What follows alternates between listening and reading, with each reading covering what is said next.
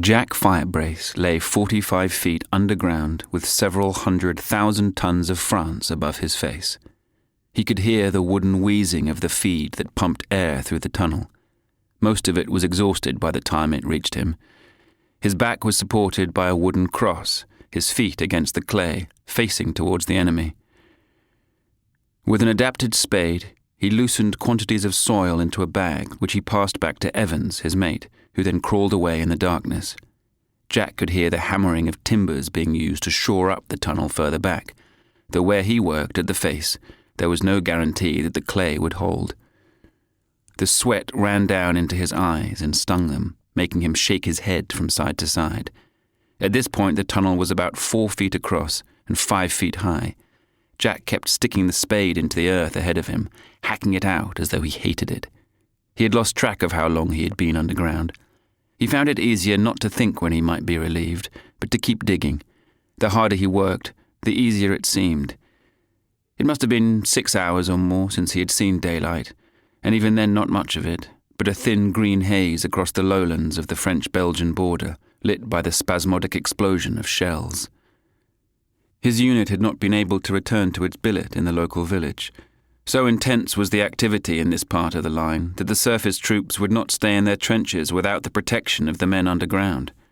The miners had to sleep, for the time being, in chambers at the top of their shafts or in the trenches with the infantry. Jack felt a hand clutch his elbow.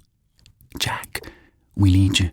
Turner's heard something about 20 yards back. Come on." Evans pulled him off the cross, and Jack turned stiffly, easing the sweat-soaked vest off his shoulders and following Evans's crawling buttocks until he could stand. Even the murk of the timbered tunnel was bright to him after the clay face. He blinked in the gloom. "Over here, Firebrace. Turner said it sounded like digging." Captain Weir, a startling figure with disarrayed hair and plimsolls and civilian sweater, pushed him over to where Turner, a tired, frightened man, shivering with fatigue in the hot tunnel, was resting against his pick. "It was just here," said Turner. "I got my head close up to this timber and I could hear vibrations. It wasn't our lot, I can tell you." Jack placed his head against the wall of the tunnel. He could hear the rhythmic gasp of the bellows in the overhead hosepipe draped from the ceiling. "You'll have to turn off the air feed, sir," he said to Weir. "Christ," said Turner. "I can't breathe." Weir dispatched a message to the surface. 2 minutes later, the noise ceased, and Jack knelt down again. His exceptional hearing was frequently in demand. The previous winter, 2 miles south of Ypres, he had lowered his ear to rat level in the trench into a water-filled petrol can and held it there until his head lost all feeling.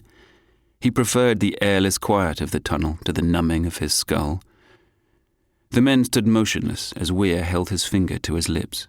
Jack breathed in deeply and listened, his body rigid with effort. There were sounds, distant and irregular. He could not be sure what they were. If they evacuated the tunnel as a precaution, and the noise turned out only to have been shell fire or surface movement, then time would be lost on their own tunnel.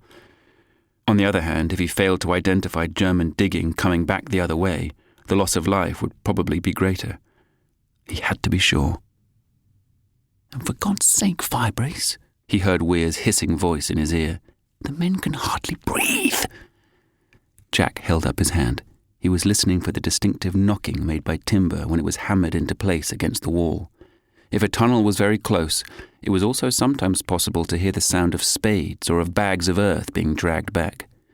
There was a thumping noise again, but it did not sound hollow enough for wood. It was more like the rocking of the earth under shellfire. Jack tightened his nerves once more.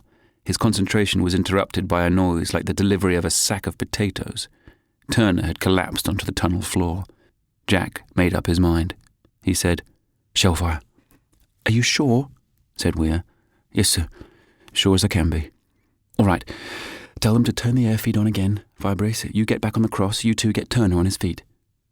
Jack crawled back into the darkness, feet first, where Evans helped him regain his position and passed him the spade.